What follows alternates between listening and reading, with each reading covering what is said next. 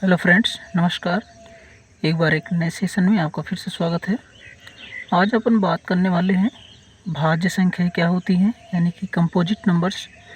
उसके बाद दूसरा टॉपिक अभाज्य संख्याएं यानी कि प्राइम नंबर्स। और तीसरा पॉइंट है सह अभाज्य संख्याएं यानी कि को प्राइम नंबर्स। चौथा पॉइंट है जुड़वा अभाज्य संख्याएं यानी कि ट्विन प्राइम नंबर्स। तो इनके बारे में एक एक करके एक्सप्लेन करेंगे और उसके बाद लास्ट में इस टॉपिक से संबंधित कई महत्वपूर्ण प्रश्न हैं जिसको पढ़ने के बाद आपको उनके उत्तर देने हैं।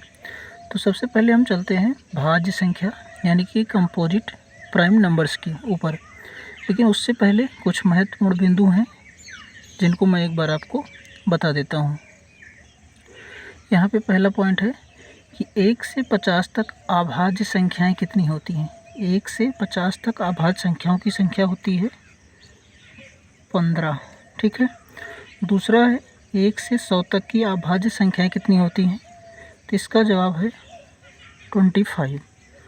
और उसके बाद है 1 से 200 तक की अभाज्य संख्याएं कितनी होती हैं, तो इसका जवाब है 46। उसके बाद 1 से 1000 तक अभाज्य संख्याएं कितनी होती हैं, इसका जवाब आपको कमेंट बॉक्स में देना है। अब चलते हैं भाज्य संख्याओं के ऊपर एक एक एक्सप्लेन करने। सबसे पहले भाज्य संख्याएं यानी कि कंपोजिट नंबर्स क्या होते हैं। यहाँ पे उसकी डिफिनेशन लिखी हुई है कि वे सभी संख्याएं जिनके 2 से अधिक गुणनखंड यानी कि फैक्टर हैं। अब इसका क्या मतलब है कि 2 से अधिक। ठीक है। अब 2 से अधिक का यहाँ पे मतलब है, जैसे यहाँ पे हम 4 को ले लेते हैं तो इसका एक गुणनखंड 1 होगा, एक तो 2 होगा और एक स्वयं ये संख्या हो जाएगी। तो यहाँ पे देख रहे हैं इसके 4 गुणनखंड हैं, तो ये एक भाज्य संख्या है।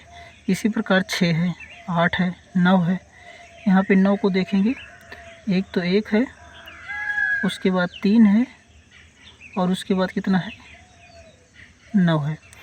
तो यहाँ पे भी 3 गुणनखंड इसके हो जाते हैं, तो ये भी एक भाज्य संख्या है। अगर आपसे पूछा जाए कि सबसे छोटी समभाज्य संख्या कौन सी है, तो वो 4 हो जाती है। और सबसे छोटी विषम भाज्य संख्या पूछी जाए तो वो 9 है। ये 2 महत्वपूर्ण यहाँ से सवाल बनते हैं। इसके बाद अगले टॉपिक पे चलते हैं अभाज्य संख्याओं के ऊपर। यहाँ पे दूसरा पॉइंट है अभाज्य संख्याएं यानी कि प्राइम नंबर्स। प्राइम नंबर्स क्या होती हैं?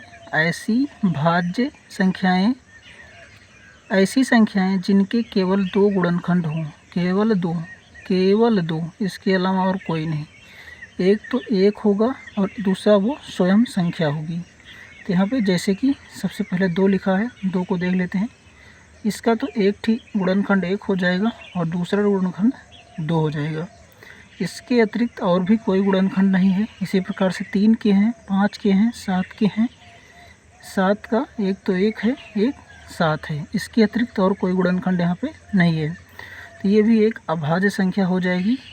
ये उसके कुछ एग्जाम्पल हैं, 2, 3, 5, 7, 11, 13।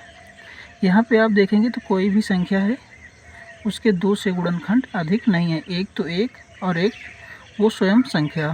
तो इन संख्याओं को, इस प्रकार की संख्याओं को हम अभाज्य संख्या यानी कि प्राइम नंबर्स कहते हैं। यहाँ से पूछा जाता है कि सबसे छोटी सम अभाज्य संख्या कौन सी है, तो वो 2 है। ये महत्वपूर्ण सवाल यहाँ से बन जाता है। अगला पॉइंट है सह अभाज्य संख्या यानी कि को प्राइम नंबर्स क्या होते हैं। तो जिनका HCF केवल 1 हो वही संख्याएं सह अभाज्य संख्या यानी कि को प्राइम नंबर्स कहलाती हैं। यह हम कह सकते हैं जिनमें केवल एक उभयनिष्ठ संख्या हो। देखिए यहाँ पे जैसे 3 लिखा गया है और 7 लिखा गया है, तो यहाँ पे भी कोई उभयनिष्ठ संख्या नहीं है, केवल एक ही यहाँ से दोनों से कॉमन है। तो इस प्रकार की संख्याएं जो अभाज्य संख्याएं कहलाती हैं। यहाँ से 4 न हो गया, यहाँ भी कोई भी उभयनिष्ठ संख्या नहीं, कॉमन संख्या नहीं है। HCF निकालेंगे तो 1 आएगा, तो इसे भी हम सहअभाज्य संख्या कहेंगे। इसी प्रकार से 8, 11 है। ठीक है।